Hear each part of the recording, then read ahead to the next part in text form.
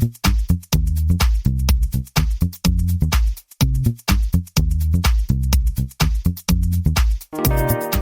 everyone, welcome to the 268th episode of the Internet of Things podcast. This is your host, Stacey Higginbotham, and your co-host, Kevin Toffel.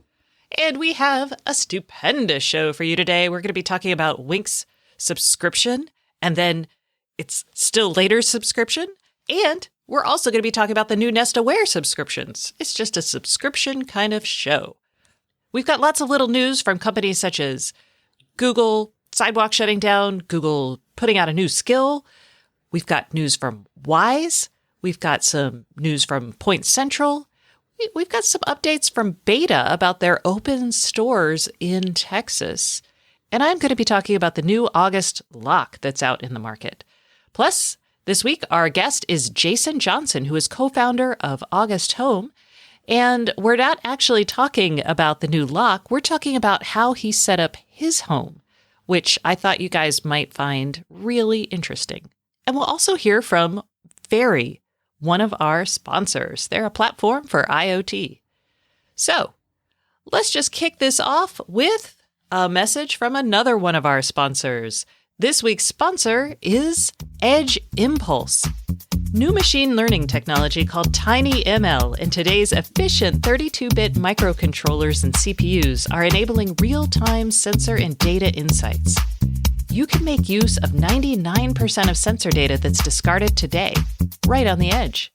Edge Impulse is working with Google, ARM, ST, and others to make TinyML available to all developers and enterprises, enabling new high-value applications in machine monitoring, asset tracking, facility management, health, safety, and more. You can learn more and sign up for free at edgeimpulse.com. And I'm just going to interject here and say that I love TinyML, and I am super excited to have this company as a sponsor. So, all right, let us get started with this week's show. Subscriptions. Oh my goodness. Last week, right after we finished our show, that Wednesday afternoon, Wink, our favorite hub that we love to hate because they basically just stopped working. They also stopped paying some of their people. And we've given up on it. But lo and behold, Wink was not dead. They rose from their sickbed and demanded $4.99 a month. And they only gave you a week in which to pay it. But wait, I have to say it. Okay. Will I am not happy about this. Okay. I'm like, I am not happy about this. I am not happy about this. So a lot of people are not happy about this, according to the Wink user group on Facebook. They will not, is what they're saying. Will.i.am purchased Wink a while back, his investment fund, I should say. And this was after Quirky, the company that created Wink, they had their own problems. And they spun out Wink as a separate company. And we were all like, woo, what's going to happen? And I think they actually had a separate owner in there. It was a retailer, I think, that owned them. But I can't remember that far back. And then Will.i.am's investment firm bought it. And Wink had kept trucking along until like kind of the end of 2018. And it just started getting real wonky. And then nothing really was getting updated. Things would break and no one would fix them. And then it came to light that people there weren't getting paid. There was also no communication because I know you've reached out to the company countless times in the past year and a half. And no one would talk to you. So, we just were like, we're not going to recommend this anymore. This is not a good product. It was a shame because it was a good product. But they got back in touch with us. They decided they needed a subscription fee. And I was surprised. In that email, they said they had 4 million users, which that's not too shabby. And people were pretty upset because Wink was like, you only get a week. I will say that yesterday they did say that you now have 2 weeks in which to decide. And my hunch is they did this because everyone was pissed off and no one was subscribing. Right. Here's the thing. We're used to subscriptions for services. So it's not like this is new. But when you purchased a Wink Hub, whether it was version 1 or version 2 at any point in the past 3-4 years, however long it's been around, there was no mention of this. There was no anticipation of this. And then only giving people a week, well, now 2 weeks, to make the decision really put a sour taste in a lot of people's mouth. And just to be clear, if you don't pay the subscription, the $5 per month, your Wink Hub will not work at all. You've lost control of everything you've set up. It's not like a value add service. This is to keep the product working. People are calling it extortion. I tend to agree with them, although I will say that if you love your Wink, you now have 2 weeks to move it, or rather, you now have another week to move it. And if you don't see value in it going forward, then don't pay the subscription. Is it better or worse than just a company being like, yeah, we can't fund this anymore, so we're going to shut it down? I mean, no, that's true. That's the alternative. That's very true. It's not like a hard shut off, and so that's good. But the question in my mind is how many people will subscribe to keep Wink afloat? Because I strongly suspect just hardware sales alone are not enough to keep the company viable. You're still taking a chance. You're hoping enough people join in with you to pay the $5 a month. So I paid the $5 a month, not really because I think my Wink is all that. I unhooked everything from the Wink, but I was like, let's see where this goes. I'll hook it back up and see if I get new features or if it's just the same old, same old. But by doing it this way and by spending so long before making this decision, they really let the market run away from them. There's not much I can do on my Wink that I can't do on like a Google or an Amazon or a Smart Things. Yeah. So it feels like, who's going to pay $5 a month for the functionality that Wink has had when they could get that for free in a lot of other places? And they can also get a broader range of supported devices. I know from a Smart Things standpoint, and certainly from a Home Assistant standpoint, although that's a different product. That's a different market. Agreed. But regardless, it's even just compared to Smart Things, and you have more products available to support it. I will let you guys know as my Wink Hub either continues to work, and if I find $5 a month worth it compared to all the other features I can get for free from other players. And I would also love to know not just what you think, Stacey, but if we have any Wink Hub owners that listen to the show, are they going to stick with it, pay the $5, or are they moving on to something else? And what is that something else? I'd be very curious. Yes. All right. In other subscription news. Oh, wait. Did we explain why we think the subscriptions need to happen? We should probably do this because every time we talk about subscriptions, someone's like, I hate products that are subscriptions. And the reason this is because smart home products, they have costs associated with them. They have cloud costs. They have ongoing development and security patching.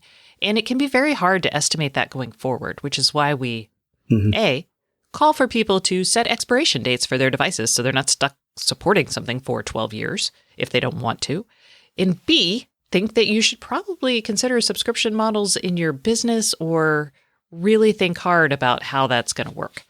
Because a lot of companies put out products without thinking that far ahead, and we're seeing a real decimation in the landscape right now with companies dying because of this. I would add, if you have a product coming to market without a subscription service, I would say commit to that model or state right up front that you do have a subscription service. Don't change it halfway through the product life cycle. Yeah, you can always add a subscription for a value-added service. I mean, right. I never understood why Wink didn't come out and say something to the effect of like, hey, these features, pick a feature that maybe half of your audience is using or maybe 30% of your audience is using that they seem to be hardcore loving and charge them for that or build on that to maybe it's just they did too much all at once. It was a really good hub. Okay. No argument there. It was my favorite. So back to value-added features and subscriptions. Nest has done this well.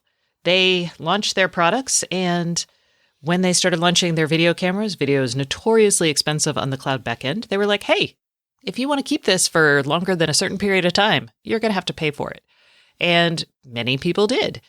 And now they are changing up their pricing. Kevin, what does it look like? Right. So now, and we knew this was coming. They did announce a new Nest Aware plan or plans previously. Last October. I know it did take a long time. I don't know why, but it did. In any case, they are live now. I should specify also if you have a current Nest Aware subscription, you can keep that current plan for now. But the new ones, the Nest Aware $6 a month plan, or $60 a year, gives you 30 days of event video history, intelligent alerts, activity zones, creating and sharing clips, and it will include all the Nest camera speakers and displays in your home. So it's not a per camera or per device fee. If you would like a longer event video history, 60-day video history, with the addition of 10 days of 24/7 video history, that's a lot. It's double the price. It's $12 a month or $120 per year. And again, it covers all of the devices in your home, has the same intelligent alerts, activity zones, creating, sharing clips, etc. So it depends, as you said, Stacey, how much video history you want, and or do you even want 24/7 video history? Yeah, and that might make sense for like a small business who's using these cameras. I could see that being something I'd be after if I had, right now in the pandemic, let's say I've got an office, put in a camera in there, that makes total sense. But for probably most people, the $6 a month seems reasonable.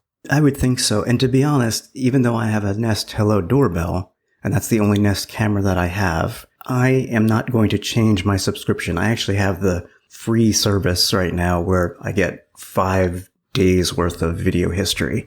Just that's what came out when the product was launched, and I just didn't feel like subscribing. So that's fine for me. Yes, and we'll see how long you get that, Kevin. Well, that's true. And to be honest, if you buy a new Nest camera now, you don't get that. You get 3 hours of clips included, and that's about it for free. That's not awesome. I would like to see 24 hours. I mean, because a video doorbell, I've used a video doorbell without any subscription. For a while, Ring had it, so you had to buy a subscription to get any history, basically. So if you missed someone at your door, you were basically hosed. I just turned into a Canadian there. That was weird. Okay.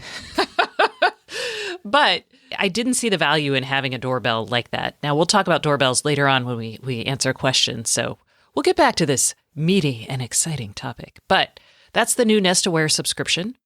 We also have, I'm going to say this is kind of a neat app. Google has launched a new voice assistant, an app to teach kids to read. And I obviously have a kid who is totally able to read, so this is not my bailiwick, but I love the idea of doing this. So they created a kid-focused assistant named Dia. Do you think it's Dia? I would say Dia, D-I-Y-A. So Dia is part of, they've got an educational app for Android called Read Along. And this app comes with a bunch of stories and word games for kids that are about 5 and up. And the little assistant hangs out on the screen, and it uses Google speech recognition tech to spot mistakes when the kid's reading. And it can, just interact with them and be like, hey, that's great. And the student can ask Dia to pronounce words they don't know how to say. I love it. Yeah, and it's the perfect time for this, since currently a lot of kids are being homeschooled or, just have parents that say, go read. It's perfect timing. Yeah, and I remember when my daughter was learning how to read, we actually downloaded a couple apps on the iPad that did this, but you had to be there with her to make sure that she said it. And I'm not keen on like sending your children off to learn how to read by themselves, but you had to sit there with her as she played to make sure she did the things correctly. Because otherwise, sometimes she would be like, yes, I got it. Yes, I got it, when she didn't. And this has a natural corrective kind of thing with the speech recognition. And I'm actually kind of surprised it's taken this long, but I'm really excited about it. Yeah, what's interesting to me, this actually developed from India. Oh, yeah, it spoke Hindi. Yes. It's a Hindi app. Yes, but now it's been expanded. The catalog of books, there's about 500 books in there, and Google says they're going to add more. I mean, it's really neat how sometimes we see, more often than not, everything comes out of the US from Google, but this actually originated in India and has expanded practically worldwide. Yeah, so we just thought this was neat and worth drawing attention to, because I think we don't always think about how cool AI can be, and we kind of tend to think of it as freaky and awful. But if you're trying to teach your kid how to read, good app to look into. Yeah. Okay, in other Google news. Oh, last Thursday when the podcast was live, but after we recorded it, Alphabet's Google Sidewalk said that it was going to not pursue its Toronto Quayside Smart City plan. And this was a big deal. You can talk like a Canadian now. Oh, now maybe that's why I was getting all Canadian. In 2017, Alphabet, which is the parent company of Google, created Sidewalk Labs, which was its own company. And the idea was they were going to focus on smart cities and infrastructure. And what they did is they did an agreement with Toronto, the city of Toronto, to develop a waterfront area. And the idea was that, they would improve mobility. They would have they did trash cans, smart trash cans. They were going to do pedestrian areas. And the whole idea was tech to help create a better community and sustainability. But what happened was Google came out with all these razzmatazz cool plans, and people were like, oh, that sounds neat. And then there wasn't a lot of specifics in usual Google fashion. Mm-hmm. And then when people started asking about things like, hey, what's going to happen with the data? Google was like, oh, that's ours. And people were like, well, wait, we didn't agree to that. And then basically the citizens, a bunch of activists, they all were like, what about privacy? What about who owns the data? What are we actually giving up as part of this? What are we actually getting out of it? And it devolved into this big fight. Mm-hmm. And Google tried to address some of these concerns, but it did it in a very googly fashion. It stuck out multi-thousand page plans that actually still didn't describe exactly what they were going to do, which didn't really assuage many people. And now my hunch is because of, and they said this they blamed COVID-19. They were like, we can't do this right now. It's the real estate market. That's rather convenient. What I will say, and I wrote this in the newsletter last week, is I do think that we're going to see a lot of projects that were, I don't want to call it vaporware, because I do think they were trying to do something, but they weren't real clear. There wasn't a lot of value that people could see from it.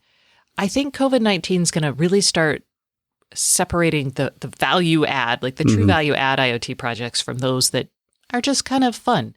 And this will be in the smart home. This will be in the enterprise. And this will be in these big smart city efforts. And I think smart city efforts have always been a little more difficult to pursue because cities have limited budgets and they're answerable to their citizens.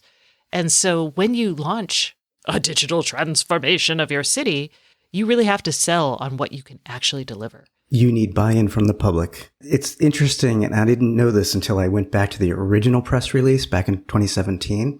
This is a bigger deal by canceling it than I thought, because Sidewalk had committed $50 million to the initial phase. The federal, provincial, and municipal governments of Canada had a $1.25 billion investment to enable the waterfront project. I don't know if all of that disappeared by now. And Google was actually going to move their Canadian headquarters to this smart city. Obviously not happening now. Yep. Not going to happen. Not going to happen. Wouldn't be prudent. So that's the Google news. We have, for all the makers and prototypers out there, a new Teensy board. Teensy boards are these tiny microcontrollers, and they come in different variations. There's Teensy 3s, 3-dot-somethings. There's Teensy 4-dot-somethings. And this is the latest is the Teensy 4.1 development board.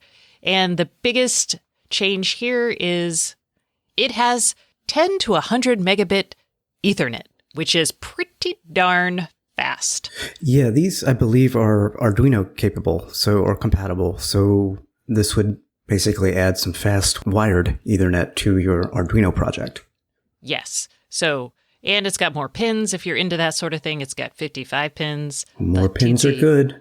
More pins, more access to things, more connections. Mm-hmm. Yes. Oh, and it's got 8 megabytes of flash memory. Remember, these are microcontrollers, y'all. Teensy tiny microcontrollers. Teensy little price, too, for what it is. It's $26.85. Yeah, which is actually more than an Arduino board, but... But it's got wired Ethernet. I know. Okay. So exciting for some people. Also, in little news from the IoT world, we missed this last week. I'm sorry about that. Point Central, which is a company that it's owned by Alarm.com, and they do apartment dwelling IoT stuff. And they acquired a company called Doorport. And that's going to have them have smart intercom capability as part of the Point Central Smart Property Management solution. And I don't know about you, but every time I go to an apartment and there's like an intercom thing, I'm like, why do I need to like punch a physical button? Why can't I do this over an app? Why is this old? Well, because the apartment was built at a time when smart devices weren't readily available. Wi-Fi was probably just getting its legs. And yeah, so this Doorport, their thing is their intercom is cellular based. So you don't have to wire it, so you can retrofit this. This is just a, tiny little thing for people in that world, but it shows that slowly but surely we're making things smarter. Yay! There's also exciting news. We are opening up parts of the country. However you feel about that, it's happening.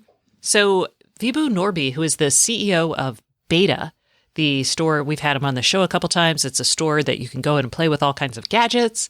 They opened their Beta Austin and Beta Houston stores because Texas is open.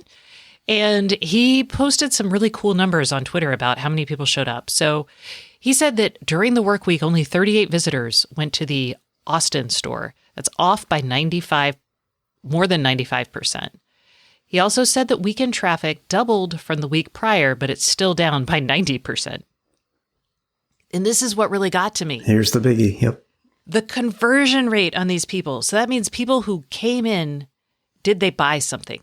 It was 67% compared to 3% on average. So usually you go into the store, you browse, you touch, and you leave. But here, 2/3 of the people who went into the store bought stuff. So basically, it means that the people who I guess are going out to shop, they're going out with intent to purchase. Yeah, I mean, you're not going out to browse these days. The only reason you're probably leaving home or going to the office and stopping somewhere on the way is because you need something or you think you need something.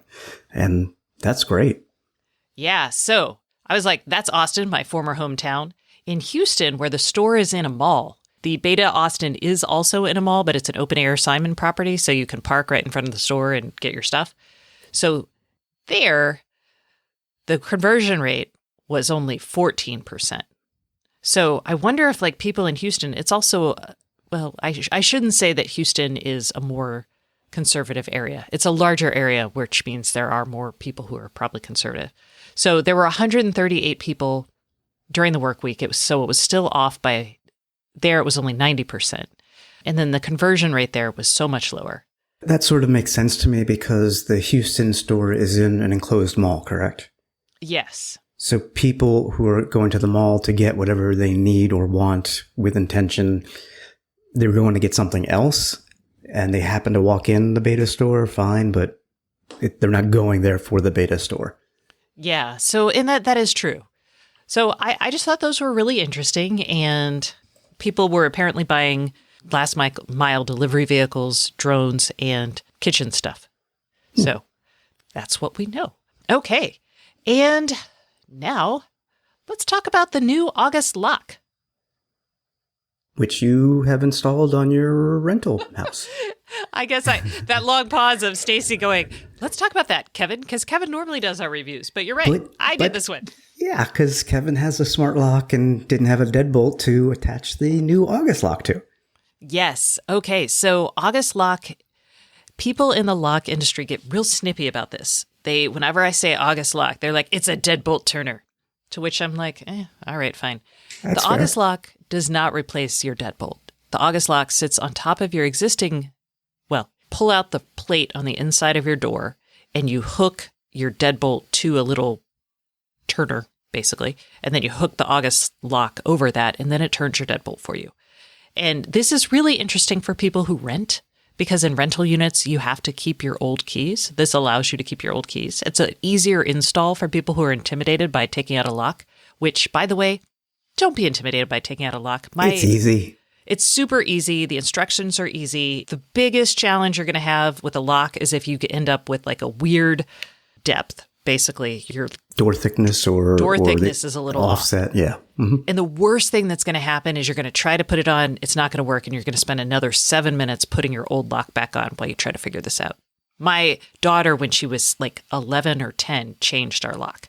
So I just want people to be like, yeah, I can do that. Okay.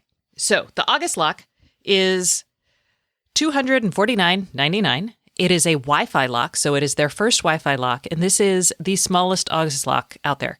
And they shrunk it by taking out the 4 AA batteries and replacing them with the, is it 123, CR123 batteries? CR123s, yep. And there are 2 of those, so now it is smaller, and it looks just like the August lock. So it's still this chunk of metal on your door that you can see from the inside.